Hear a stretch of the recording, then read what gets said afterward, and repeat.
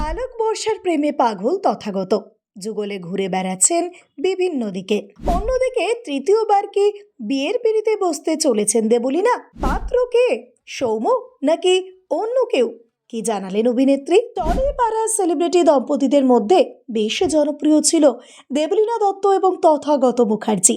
ভালোবেসে এই দুজন দুজনের হাত ধরেছিলেন, কিন্তু বর্তমান সময়ে দেখা যাচ্ছে তথাগতর মন আর দেবলীনার প্রতি নেই। আলোক বর্ষার প্রেমে এখন পাগল তথাগত। বয়সের বেশ ফারাক থাকলেও আলোক বর্ষাকে এখন মনে ধরেছে তথাগতর, আর তার সঙ্গেই থাকছেন তিনি।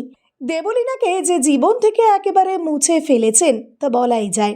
অন্যদিকে দেবলীনা কিন্তু দিব্যি আছেন নিজের জীবনে, নিজের কাজ নিয়ে বন্ধুদের সঙ্গে হই হই করে বেশ ভালোই সময় কাটাচ্ছেন অভিনেত্রী। তবে কখনোই বাকি জীবনটা একা কাটানোর পক্ষে তিনি নয়। দেবলীনার কথায় প্রেম তো আবেগের বিষয়, ভবিষ্যতে যদি হয় তাহলে ভেবে দেখবেন। তবে দেবলীনার এই কথা শুনে অনেকেই ভাবতে শুরু করেছেন অভিনেতা সৌম্যর সঙ্গে বুঝি কোনো সম্পর্কে জড়িয়েছেন অভিনেত্রী।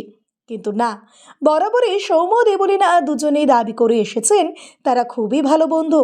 তবে জানেন কি, শুধুমাত্র তথাগতর জন্যই নয়, তার আগেও একবার কনের সাজে সেজেছিলেন দেবলীনা।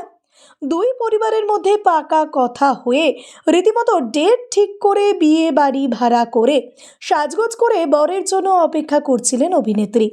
ওদিকে নিমন্ত্রিত লোকজনও সময় মতো আসছিলেন উপহার সামগ্রী নিয়ে। বর আসতে দেরি করায় কিছু মানুষ আবার অপেক্ষা না করে খেয়ে দিয়ে বাড়িও চলে গিয়েছিলেন, কিন্তু শেষ পর্যন্ত আর বর আসে না।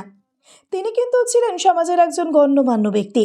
পরে তারা জানতে পারেন সে মানুষটা নাকি হাসপাতালে ভর্তি, ভীষণ অসুস্থ। কিন্তু দেবলীনার পরিবার খোঁজ নিয়ে জানতে পারে তার কিছুই হয়নি। সমাজের একজন গণ্যমান্য ব্যক্তি হওয়ার সুযোগ নিয়েছিলেন সেই মানুষটা। বিয়ে করবে না বলে লোক দেখানোর জন্য শুধুমাত্র হাসপাতালে ভর্তি হয়েছিলেন, তার আদতে কিছুই হয়নি। অভিনেত্রীর কথায় ভাগ্যিস বিয়ের আগে সে মানুষটার আসল চেহারাটা সে দেখতে পেয়েছিল, না হলে একবার বিয়ে হয়ে গেলে সারা জীবন হয়তো তাকে ওই খারাপ মানুষটার সঙ্গেই কাটাতে হতো। এমন ঘটনা সহজে তো স্মৃতি থেকে মুছে দেওয়া যায় না। দেবলীনার ক্ষেত্রেও খানিকটা তাই হয়েছিল, তবে নিজেকে অনেকটা সামলে নেন তিনি। পরবর্তীতে তথাগতর সঙ্গে আলাপ হয়, বন্ধুত্ব হয়, হয়ে যায় প্রেমও, আর তারা বিয়ের সিদ্ধান্ত নেয়।